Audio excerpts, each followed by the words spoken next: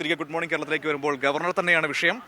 പക്ഷേ ഇനി കാലിക്കറ്റ് സർവകലാശാലയിലല്ല, നമ്മൾ ഹൈക്കോടതിയിലേക്കാണ് പോകുന്നത്. ഇന്ന് ഹൈക്കോടതിയിൽ ഇതുമായി ബന്ധപ്പെട്ട കേസ് വരുന്നുണ്ട് അല്ലേ? അതെ, നേരത്തെ സ്റ്റേ ചെയ്തിരുന്നല്ലോ ഹൈക്കോടതി. അപ്പോൾ ആ 4 വിദ്യാർത്ഥികളെ, ABVP-ക്കാരായ വിദ്യാർത്ഥികളെ പുറത്താക്കണമെന്ന് ആവശ്യപ്പെട്ടുള്ള റിട്ട് ഹർജിയാണ് വന്നിരിക്കുന്നത്.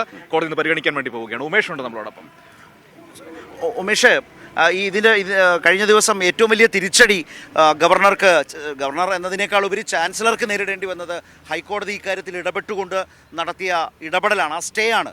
അത് SFI മുന്നോട്ട് വെച്ച ചാൻസലർക്കെതിരായ സമരത്തെ ശരിവെക്കുന്നത് കൂടിയായിരുന്നു. പുതിയ സാഹചര്യം എന്താണ് ഇന്ന് കോടതിയിലേക്ക് ഇതുമായി ബന്ധപ്പെട്ട വിഷയങ്ങൾ വരുമ്പോൾ?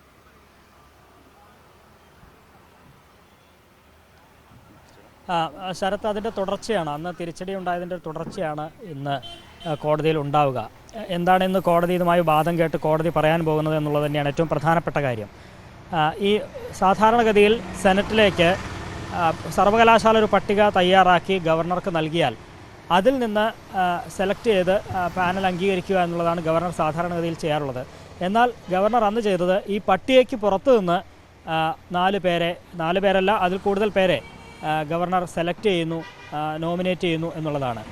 ഇത് തീർത്തും ചട്ടവിരുദ്ധമാണ്, മാനദണ്ഡങ്ങളുടെ ലംഘനമാണ് എന്ന് ചൂണ്ടിക്കാട്ടി ഈ സർവകലാശാല നൽകിയ പട്ടികയിൽ നിന്ന് ഗവർണർ പുറത്താക്കിയ 4 വിദ്യാർത്ഥികളാണ് ഹൈക്കോടതിയെ സമീപിച്ചത്.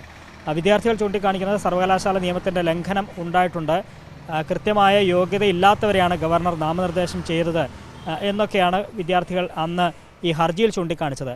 അത് പ്രാഥമിക പരിശോധനയിൽ തന്നെ ഇതിൽ കഴമ്പുണ്ട് എന്ന് കോടതിക്ക് ബോധ്യമായതിനെ തുടർന്നാണ് ഈ റിട്ട് ഹർജികളിൽ ഫയലിൽ സ്വീകരിച്ച് വിശദമായി വാദം കേൾക്കാം എന്ന് കോടതി തീരുമാനിച്ചത്. അതിൻ്റെ ആദ്യപടി എന്നുള്ള നിലയിലാണ് ഈ ഗവർണറുടെ ഈ നോമിനേഷൻ, ആ 4 പേരെ ഇതിലേക്ക് നിയമിച്ചത് കോടതി സ്റ്റേ ചെയ്തിരിക്കുന്നത്. 2 ആഴ്ചത്തേക്ക് കോടതി അത് സ്റ്റേ ചെയ്തിരിക്കുകയാണ്. ഇതിൽ പ്രശ്നമുണ്ട് എന്ന് കോടതിക്ക് ബോധ്യമായതിൻ്റെ അടിസ്ഥാനത്തിൽ ഇത് വിശദമായി വാദം കേൾക്കാൻ കോടതി തീരുമാനിച്ചിരിക്കുകയാണ്. അതുകൊണ്ട് തന്നെ എങ്ങനെയാണ് ഗവർണർ ഈ 4 പേരെ ഇതിലേക്ക് നാമനിർദ്ദേശം ചെയ്തത് എന്നത് സംബന്ധിച്ചൊക്കെ കോടതി വിശദമായ പരിശോധന നടത്തും എന്നുള്ളതാണ് മനസ്സിലാക്കാൻ കഴിയുന്നത്. കാരണം വിദ്യാർത്ഥി മണ്ഡലത്തിൽ നിന്നുള്ള 4 പേരെയാണ് ഇതിലേക്ക് സെലക്ട് ചെയ്തത്. അത് സർവകലാശാല തയ്യാറാക്കിയ ലിസ്റ്റിൽ കൃത്യമായ യോഗ്യതയുള്ളവർ, അതായത് കലാകായിക രംഗത്തു നിന്നാണെങ്കിലും അക്കാദമിക് രംഗത്ത് നിന്ന് സെലക്ട് ചെയ്തവരാണെങ്കിലും അവർക്കൊക്കെ കൃത്യമായ റാങ്ക് ഉള്ളവരാണ്. ഹ്യൂമാനിറ്റീസ്, സയൻസ് വിഷയങ്ങളിൽ റാങ്ക് ജേതാക്കളായവരെയാണ് സർവകലാശാല നോമിനേറ്റ് ചെയ്തത് എന്ന വളരെ പ്രധാനപ്പെട്ട വിഷയം അതിന്റെ കൂടെ ചേർത്ത് വായിക്കാതെ ഉമേഷ് ഇപ്പോൾ സൂചിപ്പിച്ചതുപോലെ കോടതിക്ക് മുമ്പിലടക്കം പൊതുസമൂഹത്തിന്റെ മുമ്പിൽ ഉയരുന്ന പ്രധാന ചോദ്യം അതാണ്. SFI നിരന്തരം ചോദിച്ചുകൊണ്ടിരിക്കുന്നതാണ്. സർവകലാശാല നിയമം, സർവകലാശാല ചട്ടങ്ങൾ അനുസരിച്ച് വൈസ് ചാൻസലർ തയ്യാറാക്കി നൽകിയ ഒരു പട്ടികയുണ്ട്. ആ പട്ടികയിൽ തന്നെ കുട്ടികളുടെ ഒരു ലിസ്റ്റുണ്ട്, അവരുടെ മികവുമായി ബന്ധപ്പെട്ട്. ഇപ്പോൾ അതെ, റാങ്ക് ഹോൾഡേഴ്സ് വരെയുണ്ട്. ഇപ്പോൾ ഉദാഹരണത്തിന് കല, ശാസ്ത്രം, അതുപോലെ മാനവിക വിഷയങ്ങൾ, ഇതിലെല്ലാം മികവ് തെളിയിച്ച കുട്ടികൾ, അതുപോലെ കലാരംഗത്ത്, കായിക രംഗത്ത് എന്നുള്ളതാണ് അതിൻ്റെ വ്യവസ്ഥ. ആ വ്യവസ്ഥയ്ക്കകത്ത് നിന്ന് ഒരു പട്ടിക തയ്യാറാക്കി കൊടുക്കുമ്പോൾ ആ പട്ടികയ്ക്കനുസരിച്ച് അതിൽ നിന്ന് ചാൻസലർക്ക് തിരഞ്ഞെടുക്കാം. അങ്ങനെയാണ് വിവേചനാധികാരം ഉപയോഗിക്കുന്നത്. ഇതാ പട്ടികയിൽ ഒന്നും പെടാത്ത, അല്ലെങ്കിൽ വേറെ ഏതോ കേന്ദ്രത്തിൽ നിന്ന് കിട്ടി. അതാണ് ഉയരുന്ന പ്രധാനപ്പെട്ട വിമർശനം. എൻ്റെ വിവേചനാധികാരം എനിക്ക് ഇഷ്ടമുള്ള പോലെ ചെയ്യും എന്ന നിലയിലേക്ക് അങ്ങനെ ചാൻസലർക്കൊരു വിവേചനാധികാരമില്ല എന്നുള്ളതാണ് സ്പഷ്ടമായ കാര്യം.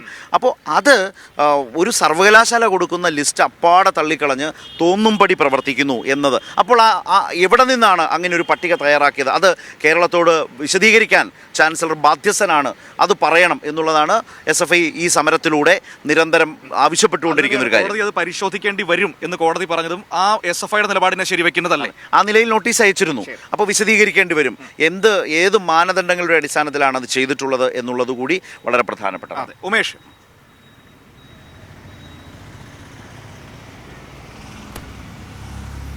മനു, അതുതന്നെയാണ്. ഇതിൽ ഗവർണർ ഈ ശുപാർശ ചെയ്ത 4 പേർ, അവരുടെ രാഷ്ട്രീയ പശ്ചാത്തലം പ്രധാനമാണ്. അതിലൊരാൾ ABVP-യുടെ യൂണിറ്റ് കമ്മിറ്റി പ്രസിഡൻ്റാണ്. അയാൾ മാറനല്ലൂർ ക്രൈസ്റ്റ് കോളേജിലെ വിദ്യാർത്ഥിയാണ്. അയാളുടെ പശ്ചാത്തലം അങ്ങനെയാണ്. മറ്റ് 3 പേരും ABVP യൂണിറ്റ് കമ്മിറ്റി അംഗങ്ങളുമാണ്. അപ്പോൾ കൃത്യമായ രാഷ്ട്രീയ പശ്ചാത്തലം, ABVP ഭാരവാഹികളായവരെയാണ് ഗവർണർ ഇതിലേക്ക് സെലക്ട് ചെയ്തിരിക്കുന്നത്. അതാകട്ടെ, അവർക്ക് അക്കാദമിക മികവുണ്ടെങ്കിൽ ആ നിലയിലാണ് എന്ന് വയ്ക്കാം. പക്ഷേ അവർക്ക് ഈ സർവകലാശാല നോമിനേറ്റ് ചെയ്തവരുമായി താരതമ്യം ചെയ്യുമ്പോൾ വളരെ പിന്നിലാണ് ഇവരുടെയൊക്കെ സ്ഥാനം എന്നുള്ളതാണ്. നേരത്തെ ഞാൻ സൂചിപ്പിച്ചു, ഈ ഹ്യൂമാനിറ്റീസ്, സയൻസ് വിഷയങ്ങളിൽ 2 പേരും, കലാപ്രതിഭയായ ഒരാളും, കായിക രംഗത്ത് വെങ്കല മെഡൽ, ദേശീയ തലത്തിൽ വെങ്കല മെഡൽ ജേതാവുമായ വിദ്യാർത്ഥി, അങ്ങനെയുള്ളവരെയൊക്കെയാണ് സർവകലാശാല സെലക്ട് ചെയ്തത്.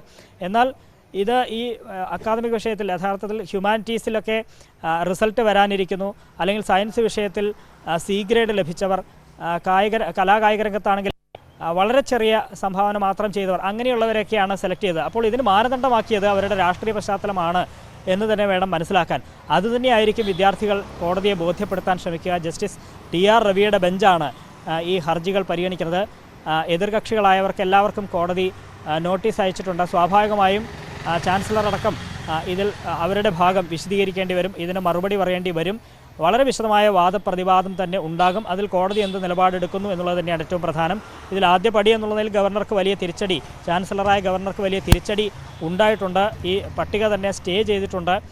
അത് ആ സ്റ്റേ ഇനി തുടരാൻ നിർദ്ദേശിക്കുകയാണോ കോടതി ചെയ്യുക, അതോ മറ്റെന്തെങ്കിലും തീരുമാനമെടുക്കുമോ എന്നുള്ളതൊക്കെയാണ് ഇനി വരും നാളുകളിൽ അറിയാനുള്ളത്. മനു, കാത്തിരിക്കാം ഉമേഷ്. കോടതിയുടെ തീരുമാനം എന്താണെന്നറിയാൻ വേണ്ടിയിട്ട് നമുക്ക് കാത്തിരിക്കാം. ഏതായാലും ഇന്നതിലൊരു തീരുമാനം വരുമെന്നാണ് ഇപ്പോൾ മനസ്സിലാക്കാൻ വേണ്ടി കഴിയുന്നത്.